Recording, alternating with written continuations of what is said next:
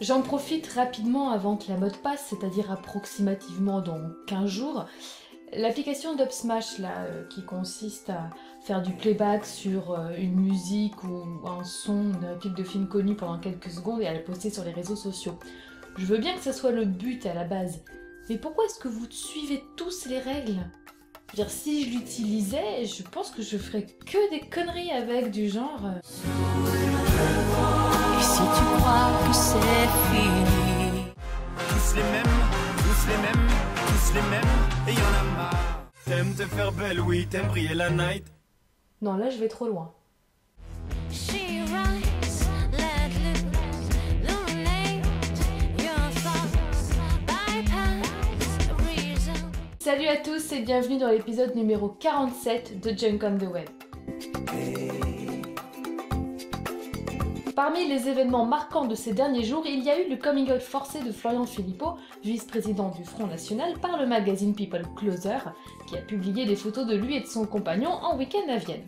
Le Front National s'était opposé, comme d'autres partis politiques, de façon officielle au mariage pour tous, donc on comprend pourquoi ça peut faire du bruit. Moi-même, quand j'ai appris la nouvelle, mon premier réflexe a été d'avoir un petit rire narquois et de me dire que, clairement, une fois de plus, les hommes politiques prennent des positions plus en accord avec leur parti politique qu'avec leurs convictions, et je me suis fait la réflexion que décidément c'était un beau tissu d'hypocrite. Suite à ces révélations, une grande partie de la classe politique française a exprimé son soutien à Florian Philippot, non sans rappeler bien entendu qu'ils étaient en totale opposition avec ses idées.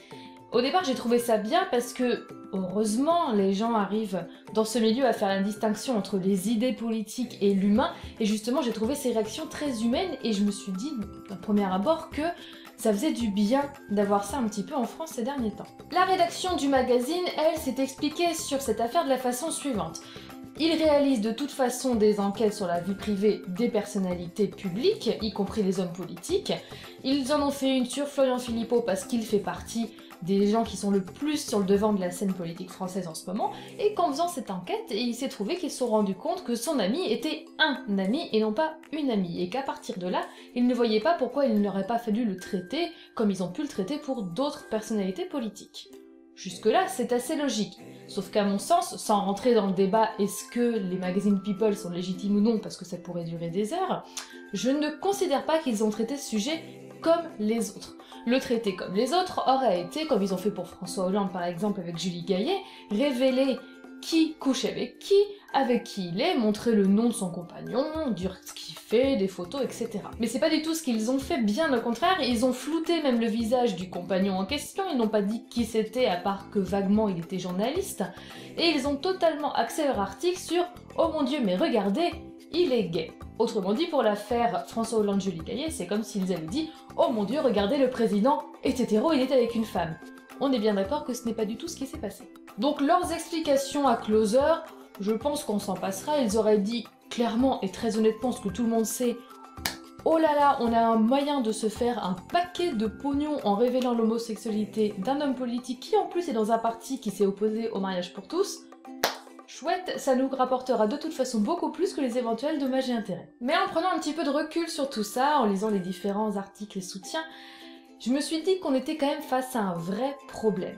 Puisque tous ces gens qui ressentent le besoin d'exprimer leur soutien, qui réalisent que c'est dégueulasse, que vraiment ce n'est pas juste de la part de Closer d'avoir fait ça, tous ces gens qui sont ouvertement anti-homophobes, qui sont homophobes-phobes, finalement, en exprimant à ce point leur empathie, est-ce qu'ils ne mettent pas l'homosexualité vraiment sur une position de tabou ?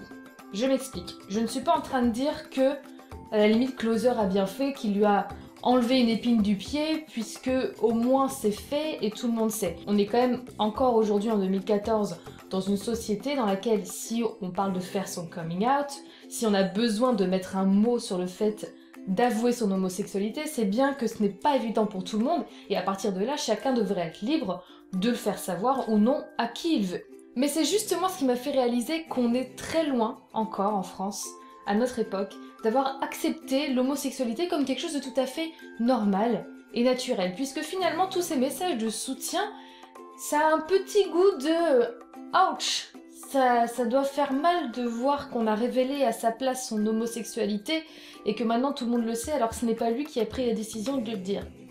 Autrement dit, en arrière-pensée, ça ressemble un petit peu à aïe, la tare est sortie, ça y est. Alors on me dira très certainement que ce n'est pas du tout le problème et que si ça fait polémique, c'est surtout parce que le Front National est un parti ultra conservateur historiquement et qu'avoir dans son trio de tête un homosexuel, ça fait un peu tâche par rapport à leurs convictions affichées.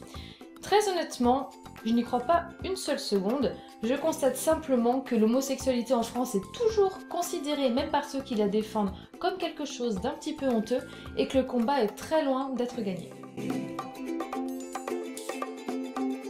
Première image de la semaine, il s'agit d'une vidéo. Je n'arrive toujours pas à décider si je la trouve profondément géniale ou totalement idiote. Pour vous décrire rapidement la chose, il s'agit d'une demoiselle tout à fait joyeuse qui fait une musique grâce à des sons enregistrés et juxtaposés, ces sons étant eux-mêmes réalisés par de la viande crue et du poisson frappé sur son corps à moitié nu. Ça a le mérite d'être totalement absurde et ça au final je pense que j'aime bien.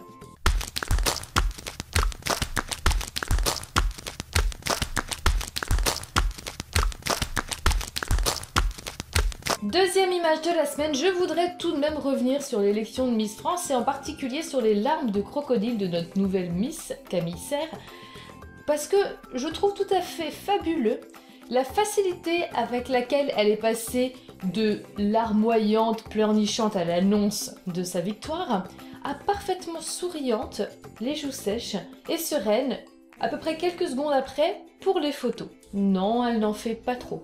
Pas du tout. Troisième image de la semaine, alors j'avoue tout, ce n'est absolument pas une image qui a fait le buzz, ni même qui a beaucoup tourné sur le web, puisque c'est une image que j'ai réalisée moi-même, mais je me suis tellement auto-satisfaite que j'ai décidé de la coller ici.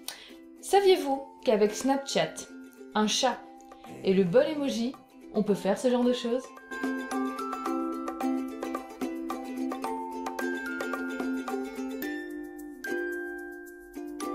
Cette semaine, je vais vous conseiller une chaîne YouTube que j'ai découverte il y a quelques jours et que j'apprécie vraiment beaucoup.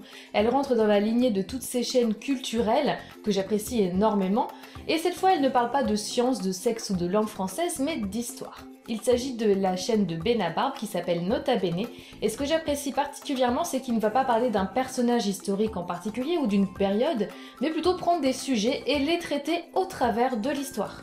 Alors la vulgarisation de l'histoire, en ce moment ça marche très fort, on peut le voir avec le succès de Secrets d'Histoire de Stéphane Bern et de toutes ces émissions qui sont en train de fleurir sur les autres chaînes.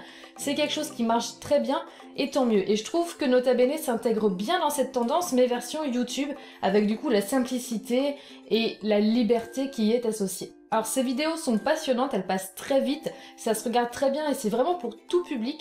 Donc je vous encourage très vivement, quel que soit votre âge, ou même que vous soyez de manière générale intéressé par l'histoire ou non, à les regarder puisque les sujets traités sont vraiment intéressants et c'est ce qui fait pour moi la force de cette chaîne. Donc n'hésitez pas à aller jeter un œil sur cette chaîne, à parcourir quelques vidéos et à me dire ce que vous en pensez et bien sûr à vous abonner à sa chaîne parce qu'il vaut vraiment le détour.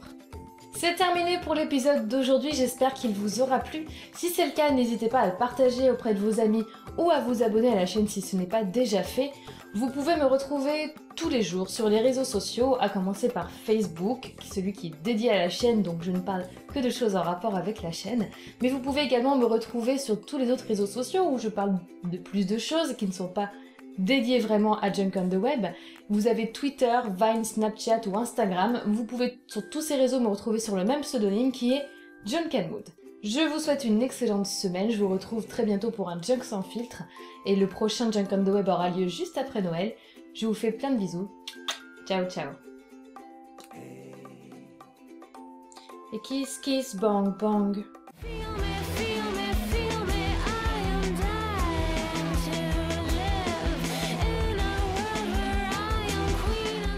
Je songe à faire une vidéo musico-artistique dans laquelle je réaliserai une musique à base de sons de boules de Noël frappées sur mon corps. Est-ce que vous pensez que ça peut fonctionner ?